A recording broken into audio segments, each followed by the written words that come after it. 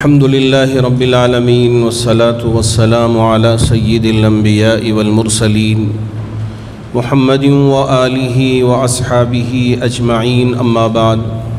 فأعوذ بالله من الشيطان الرجيم بسم الله الرحمن الرحيم لله ملك السماوات والأرض يخلق ما يشاء يهب لمن يشاء إناثا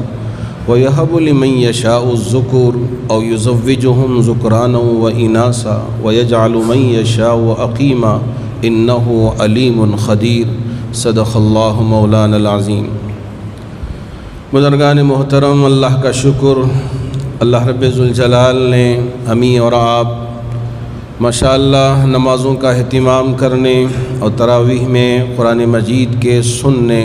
اور حافظ صاحب کو پڑھانے کی توفیق بخشی۔ اس پر ہم اللہ کا بے پناہ شکر بجا لاتے ہیں کہ رب کی ذات ہی ہے جس نے ہمیں یہ ساری توفیقیں مرحمت فرمائی۔ حافظ صاحب نے بھی بہت سکون کے ساتھ باوجود تھوڑا سا گلا دبا رہنے کے بہت صاف آپ نے قرآن کی تلاوت فرمائی۔ 24ویں پارے میں بھی ذرا متشابہات اور الیہ ردو جو 25واں پارہ ہوتا ہے، اکثر و بیشتر حفاظ سے پوچھا جائے کہ یہ کیسا پارہ ہے تو حفاظ کہتے ہیں کہ ذرا مشکل ہے، کیونکہ اس میں متشابہات زیادہ ہیں۔ بہت ساری آیتیں جو دوسرے پاروں میں اللہ نے بیان کیا ہے، وہاں اس کے ٹکڑے اللہ رب ذوالجلال نے یہاں بھی ذکر کیا ہے، یہاں پڑھتے پڑھتے کبھی ادھر ادھر پہنچ جاتے ہیں، لیکن اللہ کا شکر ہے کہ حافظ صاحب نے بہت ہی اطمینان کے ساتھ آپ نے قرآن کی تلاوت فرمائی۔ اللہ آپ کو جزائے خیر عطا فرمائے۔ اب ہمارے لیے یہ تاخراتیں اللہ نے عطا فرمایا ہے۔ عام طور سے کہتے ہیں کہ عشرہ 10 دن، عشرہ کہتے ہیں 10 دنوں کو۔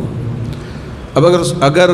چاند 29ویں شب میں نظر آ جائے تو 10 دن نہیں ملتے۔ لوگ مجھ سے پوچھتے ہیں کہ حضرت اعتکاف میں ذرا 1 دن زیادہ کر لیں، اس لیے کہ 10 دنوں کا اعتکاف ہوتا ہے، اور آخری عشرے کا مطلب ہی یہی ہے کہ 10 دن ہونا ہے۔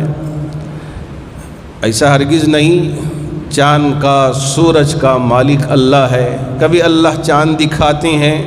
تو ہمارے لیے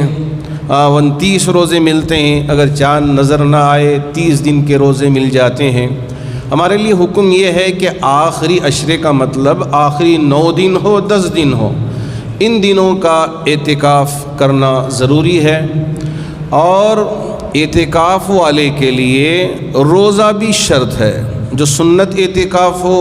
یا واجب اعتکاف ہو، دونوں اعتکاف کرنے والوں کے لیے۔ اگر ہم نے منت مان لیا کہ میرا کام ہو جائے تو میں اتنے دنوں کا اعتکاف کرتا ہوں، تو دن اگر بھی کہتا ہے تو رات بھی اس میں شامل ہو جاتی ہے۔ دنوں رات کا اعتکاف کرنا اس پر واجب ہوگا۔ ایک دن اگر کہتا ہے تو رات کا بھی اعتکاف کرنا ضروری ہوگا، لیکن واجب اعتکاف کے لیے بھی، اور اسی طرح سنت مؤکدہ علی الکفایہ والا اعتکاف بھی، جو ہم رمضان کے مہینے میں آخری عشرے میں اعتکاف میں بیٹھتے ہیں، اس میں بھی روزہ شرط ہے۔ اگر کوئی ایسے صاحب ہوں جن سے روزہ رکھا نہیں جاتا لیکن اعتکاف میں بیٹھنا چاہتے ہیں، تو ان کے لیے بھی حکم یہی ہے کہ ان کا جو سنت اعتکاف ہے وہ تو ادا نہیں ہوگا، لیکن اعتکاف اگر کرنا چاہتے ہیں، نفلی اعتکاف،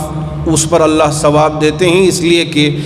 نفلی اعتکاف کے لیے روزہ شرط نہیں ہے۔ ہماری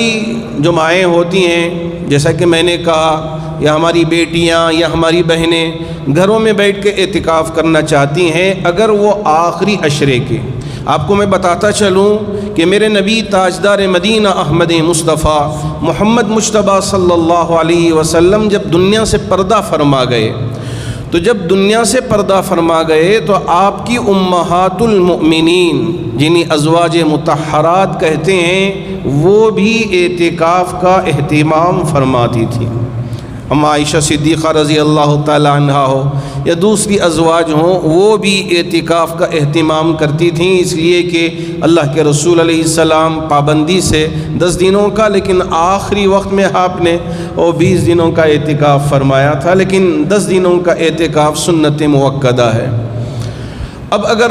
ہماری بیٹیاں یا ہماری بہنیں یا ہماری مائیں گھروں میں اعتکاف کرتی ہیں، لیکن وہ اگر چونکہ گھر میں کوئی پکانے والے نہ ہوں، بچے چھوٹے ہوں، تو ایسی صورت میں ان کو کیا کرنا چاہیے؟ کیا وہ کچن میں جائیں، جا کے وہاں پکا کے پھر آ کے یہاں بیٹھ جائیں؟ تو حضرات فقہا نے لکھا ہے کہ جی ہاں، پکا سکتی ہیں کس جگہ میں؟ جہاں وہ اعتکاف کر رہی ہیں،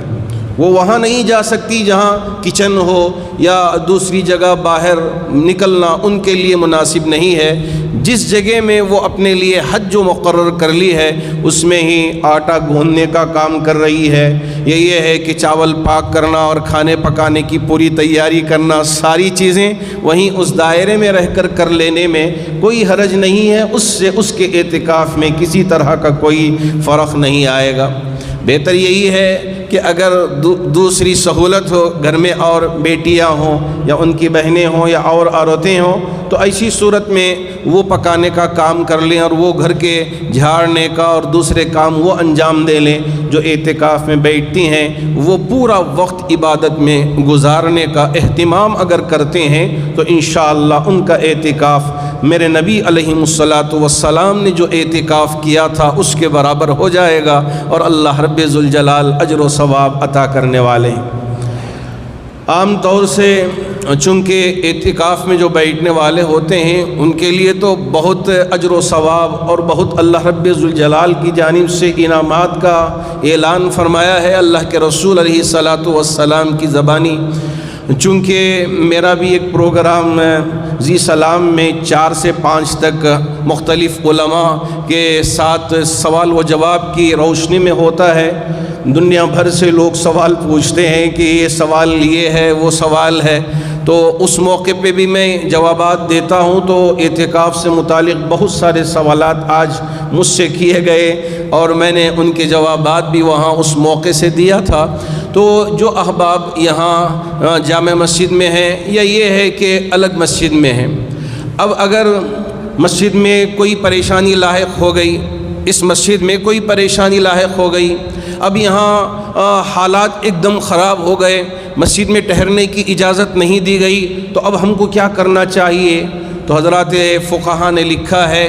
کہ اب یہاں جب ایسی مجبوری پیش آ جائے کہ یا مسجد منہدم ہو گئی ہے یا یہاں کے کچھ حالات بگڑ گئے ہیں، تو اب یہاں کوئی اندر نہیں رہ سکتا، تو پاس کی مسجد میں یہاں سے وہاں منتقل اگر ہو جاتے ہیں، اتنا اگر باہر بھی نکل جاتے ہیں تو اس سے اعتکاف میں کسی طرح کا کوئی فرق نہیں آئے گا، وہ ان کا اعتکاف کنٹینیو ہوتا رہے گا۔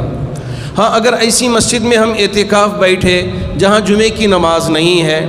جمعے کی نماز نہیں ہے تو ایسی جگہ میں اعتکاف بیٹھے تو جمعے کی نماز کے لیے فقط جامع مسجد میں یہاں یا یہ ہے کہ جہاں جمعے کی نماز کا اہتمام ہے وہاں جائیں، پھر فوراً نماز ہوتے ہی اگر مسجد میں بھی واپس آ جاتے ہیں تو اس سے بھی اعتکاف میں فرق نہیں پڑتا، اعتکاف ٹوٹتا نہیں۔ اور مسجد کے باہر یا وہاں باہر جا کے وہاں وضو کر کے آ رہے ہیں، یہ اجازت نہیں ہے۔ مسجد کی یہ جو حد بندی ہے، اس حد بندی کے اندر معتکف کو رہنا اور یہیں رہ کر اپنے وقت کو مختلف عبادتوں میں، اس لیے کہ ایک ہی عبادت کرتا ہے تو جان اگتا جاتا ہے،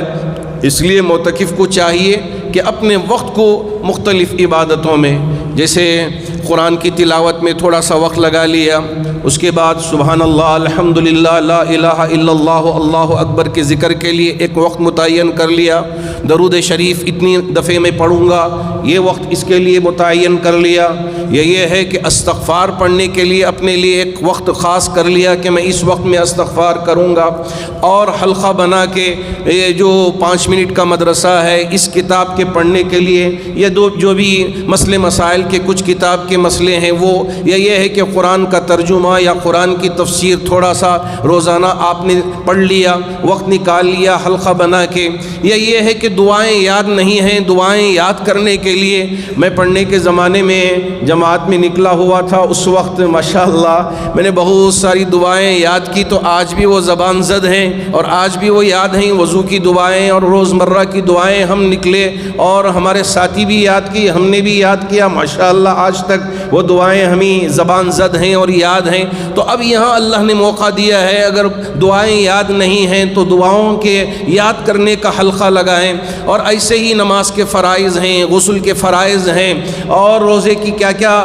حد بندیاں ہیں، ان ساری چیزوں کا اگر ایک حلقہ بنا کے اس میں اگر ہم مذاکرہ کر لیے، مسائل میں الجھنا نہیں ہے، جو مختلف مسائل ہیں اور مختلف فیہی مسائل ہیں اس میں الجھے بغیر جو سب کے نزدیک قابل قبول ہیں، تو ان باتوں کو ذکر کر کے اگر ہم آگے بڑھ جاتے ہیں۔ میں اس لیے کہہ رہا ہوں کہ یہاں شوافی بھی ہیں، یہاں حنبلی بھی ہیں، یہاں مالکی بھی ہیں، یہاں حنفی بھی ہیں، تو یہاں اگر اور دوسرے مسلکوں کے لوگ بھی رہتے ہیں، اب وہ چیز کسی کے پاس قابل قبول ہو تو دوسروں کے پاس قابل قبول نہیں ہے۔ اب ان چیزوں میں الجھ کر مسجد میں جھگڑوں میں اگر پڑ جائیں، آوازوں کو بلند کرنے میں ہم اگر پڑ جائیں تو ہماری ساری عبادت رائے گان چلے جائے گی۔ اس میں پڑے بغیر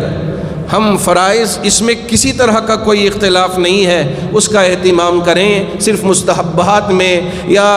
دوسری چیزوں کے اندر ہی اختلاف ہے، اسے لے کے ہم اتنا آگے بڑھا دیں، اتنا آگے بڑھا دیں، ایک دوسرے کی گریبان کے پکڑنے تک ہم پہنچ جائیں اور مسجد کو ہم دنگل کی طرح استعمال کرنے لگ جائیں، یہ ہمارے لیے مناسب نہیں ہے۔ جو معتکفین ہے خاص اس لیے کہ اللہ کی متوجہ، آج کل تو بہت سارے لوگ مجھ سے پوچھ رہے تھے، سوال کر رہے تھے کہ ذرا ہم میڈیٹیشن کچھ کہتے ہیں، مراقبہ ہمارے الفاظ میں کہتے ہیں کہ ہمارے بچوں کو اسکول میں مراقبہ کرانا چاہتے ہیں، تو کیا اس کی اجازت ہوگی؟ میں نے کہا ہمارے پاس تو پہلے ہی سے مراقبہ ہے کہ ہم نے تھوڑا سا سر نیچے کر لیا اور اللہ اللہ کرتے رہے، اور کوئی ہماری توجہ کسی چیز کی طرف نہیں بٹ رہی ہے، بس ہم یہ سوچ رہے ہیں کہ میرا اللہ مجھے دیکھ رہا ہے، میں اللہ کے سامنے بیٹھ کے اللہ کے سامنے ذکر کر رہا ہوں، اللہ میرے اس ذکر کو سن رہا ہے، میرے اس ذکر کو اللہ سن رہا ہے، فرشتوں کی ایک جماعت بھی میرے بازو بیٹھی ہوئی ہے۔ یہ تصور لا کے، اس لیے کہ میرے شیخ حضرت شاہ قمر الزمان صاحب دامت برکاتہم امت فیوزہم، اللہ آپ کو صحت سے رکھے اور آپ کی عمر کو اور ماشاءاللہ ہمارے سروں پہ آپ سائے کو آپ کے باقی رکھے۔ حضرت ہمیں نصیحت کرتے ہوئے فرماتے تھے کہ ذرا آپ بھی سر نیچے کر کے اللہ کو یاد کریں، اس سے دل زندہ ہوگا، ایک اندر سے ایک عجیب سی کیفیت آپ کے اندر محسوس کریں گے، کوئی کسی سے بات نہیں کرے گا، صرف آپ اپنا چہرہ نیچے کر لیے اور نیچے کر کے آپ استغفار پڑھ رہے ہیں، اللہ کا ذکر کر رہے ہیں، اس سے آپ کے اندر ایک باطنی قوت پیدا ہوگی، ہم آپ کو اسے ذکر نہیں کریں گے لیکن خود ہی آپ اسے محسوس کریں گے۔ یہ یہاں اگر 10 دنوں میں اعتکاف کرنے والوں کے لیے ٹریننگ ہو جاتی ہے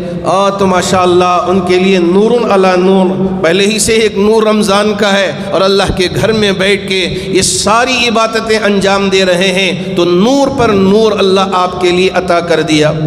تو اس وجہ سے کوشش کریں کہ رمضان کا یہ جو مہینہ ہے، جو معتکفین ہیں مرد احباب مسجد میں ہی بیٹھنا ہے۔ اگر مرد احباب مجھ سے پوچھا گیا کہ گھر میں اس لیے کہ ذرا ضعیف ہیں، کمزور ہیں، مسجد کو آ نہیں پاتے، گھر میں ہی ایک جگہ اگر متعین کر کے، جیسے عورتوں کے لیے ایک عبادت کی جگہ ہے، اگر متعین کر کے وہاں اگر اعتکاف میں بیٹھ جائیں تو کیا یہ سنت اعتکاف ادا ہو جائے گا؟ آج جو مجھ سے پوچھا گیا، حضرات علماء نے لکھا ہے فتاوے میں کہ مرد کے لیے سنت اعتکاف کرنے کی جگہ مسجد ہی ہے، مسجد چھوڑ کر اگر گھر میں بھی ایک جگہ خاص مخصوص کر لے اور عبادت کر لیتا ہے، اعتکاف کرتا ہے، تو اس کا وہ سنت اعتکاف ادا نہیں ہوتا۔ اگر وہ سنت اعتکاف ادا کرنا چاہتا ہے تو ہاں وہ مسجد میں آئے، مسجد میں اعتکاف کرے، وہ اس کے لیے یہی جگہ ہے۔ ہاں اگر گھر میں عبادت کرنا چاہے وہ عبادت کر سکتا ہے، اللہ اس کے لیے اجر و ثواب عطا کریں گے۔ میں نے ایک آیت پڑھی تھی جس میں آج کے تراویح میں بھی حافظ صاحب نے اسے پڑھا، للہ ملک السماوات والارض، اللہ ہی ہے جو آسمانوں اور زمینوں کا مالک ہے، یخلق ما یشاء، اللہ رب ذوالجلال جو چاہے پیدا کرتا ہے، یہب لمن یشاء اناسا ویہب لمن یشاء الذکور،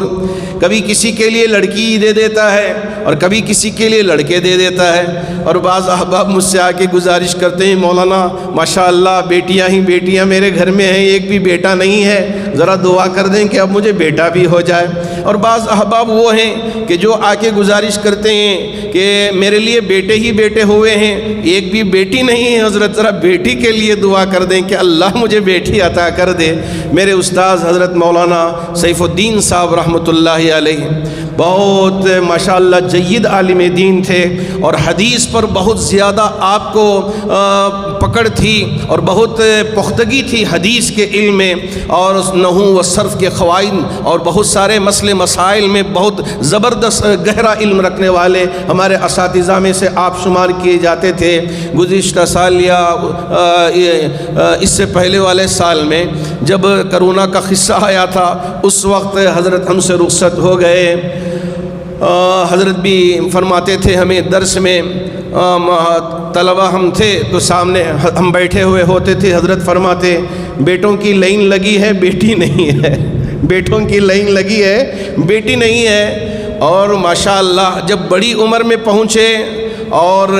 جب یہ خیال بھی نہیں ہو سکتا کہ اس عمر میں اللہ اولاد دے سکتا ہے، اللہ رب ذوالجلال نے اس عمر میں حضرت کے لیے بیٹی دے دیا، تو درس میں آ کے خوشخبری سنائی کہ چلیے آپ کی بھی دعا قبول کر لی، میری بھی دعا قبول کر لیا رب نے، اب اس عمر میں اللہ نے بیٹی سے نواز دیا۔ ابھی اس بچی کی شادی نہیں ہوئی ہے، حضرت بھی چلے گئے، حضرت کی اہلیہ بھی چلے گئی، اور ان کے بچے اس وقت ہیں، ان کے حق میں دعا کریں کہ اللہ رب ذوالجلال ان سب میں اتحاد پیدا فرمائے اور بچی کی زندگی بھی اچھی خوشگوار بنائے اور اس کے لیے مناسب جوڑا عطا فرمائے۔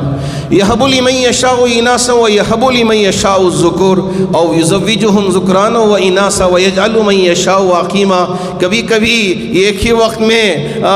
دو بچے تین بچے بھی آ جاتے ہیں کسی کے لیے، یہ اللہ کی قدرت ہے۔ اور کبھی کبھی کوشش تو بہت ہوتی ہے لیکن بانجھ ہو جاتی ہے عورت، شوہر بھی پریشان رہتا ہے، بیوی بھی پریشان رہتی ہے، اور یہاں تانوں پہ تانے گھر والے، دیکھو یہ کہاں، یہ سوکھا تنا ہے، یہ اس کے لیے کوئی اولاد ہونے والی نہیں ہے، یہ بالکل بعض ایسے درخت ہوتے ہیں جن میں کھجور نہیں نکلتے، سندولے نہیں نکلتے، اب وہ تانے مارتی ہیں عورتیں، دیکھو دیکھو جیسا یہ درخت ہے اسی طرح یہ بھی درخت بن گئی ہے، اب یہاں اس کے لیے اللہ دینے والا ہے، اللہ جسے چاہتا ہے دیتا ہے، اس میں عورت کا قصور نہیں ہے کہ عورت مشین نہیں ہے کہ یہاں آپ نے پرنٹ کر دیا اور باہر نکل گیا، زیرکس مشین نہیں ہے کہ آپ نے ایک پیپر رکھ دیا اور باہر زیرکس نکال دیا، اللہ کی قدرت ہے، یخلق ما یشاء یہب لمن یشاء اناسا ویہب لمن یشاء الذکور او یزوجہم ذکرانا واناسا ویجعل من یشاء عقیما انہ علیم قدیر، اللہ علیم بھی ہے، اللہ قدیر بھی ہے۔ اس میں میں ماؤں سے کہنا چاہوں گا، ساسوں سے کہنا چاہوں گا کہ اپنی بہو کو یا اپنی بیٹیوں کو تانا نہ ماریں، دینے والی ذات اللہ کی ہے، آپ دعا کریں، آپ کی دعا کے ذریعے، دعا کی بدولت اللہ اولاد سے مالا مال فرما دے۔ اولاد یقیناً آنکھوں کی ٹھنڈک ہے، اسی لیے دعا بھی سکھا دیا، ربنا تقبل منا انک انت السمیع العلیم، ربنا هب لنا من ازواجنا وذریاتنا قرۃ اعین، اللہ میری بیوی کو بھی، ہماری اولاد کو بھی میری آنکھوں کا ٹھنڈک بنا دیجئے، ہماری آنکھوں کا ٹھنڈک بنا دیجئے، یہ اولاد آنکھوں کا ٹھنڈک ہے۔ اب یہ اولاد اگر اللہ نے دیا اللہ کا شکر ادا کریں، اگر اللہ کی طرف سے نہ ملے تانے مارنا یہ مناسب نہیں ہے۔ اس وجہ سے اللہ کی ذات سے کبھی مایوس ہونا نہیں ہے، اس لیے کہ مایوس ہونا یہ اللہ کے منکر ہونے کی علامت ہے۔ لا تیأسوا من روح اللہ انہ لا ییأس من روح اللہ الا القوم الکافرون، اللہ کی ذات سے کبھی کوئی مایوس نہیں ہوتا جو ایمان والا ہے، اللہ کی ذات سے مایوس وہی ہوتا ہے جو اللہ کا منکر ہے، اللہ کا انکار کرنے والا ہے۔ بس دعا کریں کہ اللہ رب ذوالجلال مجھے بھی اور آپ میں سے ہر ایک کو بھی اللہ پر ایمان پختگی کے ساتھ رکھنا نصیب فرمائے اور کامل ایمان رکھنے کی توفیق عطا فرمائے۔ اور یہ اللہ کی ذات پہ شکوہ و شکایت یا ہماری بہوؤں کو یا ہماری بیٹیوں کو اور ہماری بہنوں کو تانا مارنا، اللہ ان سارے تانوں سے ہماری عورتوں کی حفاظت فرمائے۔ بس دعا کریں کہ اللہ جو بے اولاد ہیں انہیں اولاد دے دے، جیسا کہ حضرت زکریا نے بڑھاپے میں دعا مانگا تھا اور حضرت ابراہیم نے بڑھاپے میں دعا مانگا تھا۔ اللہ رب ذوالجلال نے ان کی دعاؤں کو بڑھاپے میں، جبکہ بیوی کے لیے ایک عمر ہوتی ہے، اب وہاں کوئی امید نہیں، ساری امیدیں اب ختم ہو گئی۔ اللہ رب ذوالجلال فرماتے ہیں جب انسانوں کی امیدیں ختم ہو جاتی ہیں، اگر میں نوازنا چاہتا ہوں اس عمر میں بھی تمہیں اولاد دے دیتا ہوں۔ زکریا کے لیے بھی دے دیا، فاستجبنا له ووهبنا له يحيى واصلحنا له زوجا۔ اللہ رب ذوالجلال نے حضرت یحییٰ بطور اولاد کے عطا فرمایا، اور ابراہیم علیہ السلام کے لیے تو خوشخبری سنا دی کہ آپ کے لیے اسماعیل بھی ملیں گے اور اس کے بعد اسحاق بھی ایک اولاد کی شکل میں اللہ عطا کریں گے۔ یہ ساری خوشخبریاں فرشتوں کے ذریعے اللہ نے عطا فرمایا۔ اس لیے ہمیں چاہیے کہ ہم اللہ کی ذات پہ ہمیشہ کامل یقین رکھیں۔ ہماری حفاظت کرنے والی ذات بھی اللہ ہی کی ہے، ہمیں اولاد دینے والی ذات بھی اللہ ہی کی ہے۔ اللہ کرے کہ اللہ ہم میں سے ہر ایک کو اللہ پر کامل یقین رکھنے کی توفیق عطا فرمائے۔